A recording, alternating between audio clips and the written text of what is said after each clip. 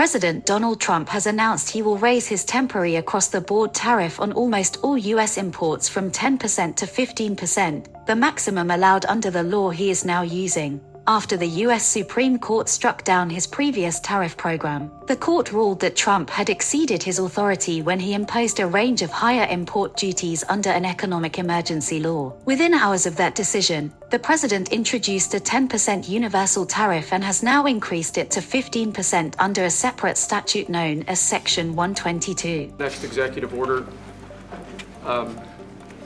is about protecting America from foreign terrorists and other national security and public safety threats. Again, crisis at the border, but it goes beyond that and it implicates other executive powers as well. We're thinking in terms of 25% on Mexico and Canada because they're allowing vast numbers of people. Canada's a very bad abuser also. Vast numbers of people to come in and fentanyl to come in. We're thinking about that too. We're talking about a tariff of 10% on China based on the fact that they're sending fentanyl to Mexico and Canada. How soon on those tariffs? Probably February 1st is the date we're looking at. For Mexico and China, we're talking about approximately 25%. Section 122 allows the president to impose tariffs of up to 15% for 150 days without prior congressional approval. Any extension beyond that period would require lawmakers to sign off. In a post on Truth Social, Trump said he would use the 150-day window to pursue other legally permissible tariffs. Trump wrote that he was raising the worldwide tariff to the fully allowed and legally tested 15% level, accusing many countries of having taken advantage of the United States for decades. The administration has indicated it will also rely on other trade statutes that allow tariffs on specific products or countries following investigations into national security threats or unfair trade practices. Next executive order is about protecting America from foreign terrorists and other national security and public safety threats. Again, crisis at the border, but it goes beyond that and it implicates other executive powers as well. Other countries are big abusers also. You know, it's not just China. China's an abuser, but the European Union is very, very bad to us. They treat us very, very badly. They don't take our cars. They don't take our cars at all. They don't take our farm products, essentially. They don't take very much. We have a $350 billion deficit with the European Union.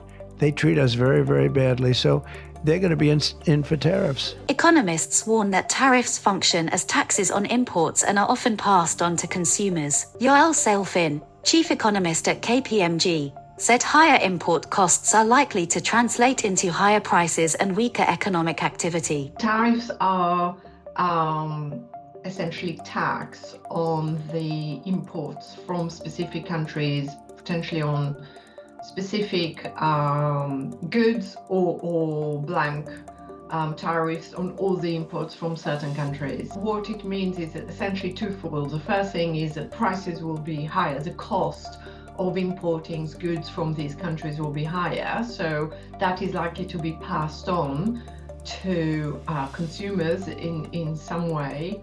And the other thing is that we're likely to see weaker activity as a result of it as well. So we're going to have weaker growth, and we're also going to see higher prices, which we are likely to translate into higher interest rates and otherwise as well.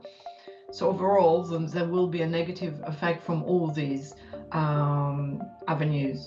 She added that uncertainty surrounding trade rules and agreements can disrupt investment planning and business decisions, with the risk of slower growth and higher inflation across multiple economies. The first thing that is really important is the increase in uncertainty. So there was this understanding that, especially within the trade agreement, those countries that were part of it, US, Canada, and Mexico, there would be some sort of stability because they will have a framework that will stick. That is essentially telling us that that is no longer the case and anything can happen. So that uncertainty is going to cause disruptions in terms of companies' planning, companies' investments, etc.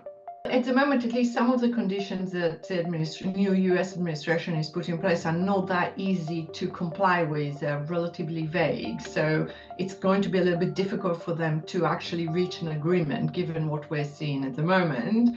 And if there is no agreement, what it means is that we are going to see weaker growth across all these economies, as well as other economies that will be impacted by this through the, if you like, the secondary effects of weaker growth, especially in the US economy. So we'll see weaker growth and higher inflation and potentially higher interest rates as a result.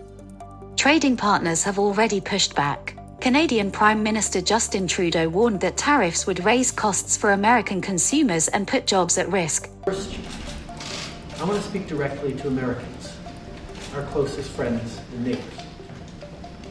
This is a choice that, yes, will harm Canadians, but beyond that, it will have real consequences for you, the American people. As I have consistently said, tariffs against Canada will put your jobs at risk, potentially shutting down American auto assembly plants and other manufacturing facilities. They will raise costs for you, including food at the grocery store, gas at the pump.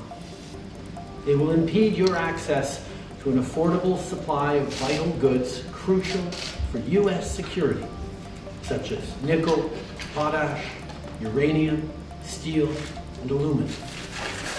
They will violate the free trade agreement that the President and I, along with our Mexican partner, negotiated and signed a few years ago.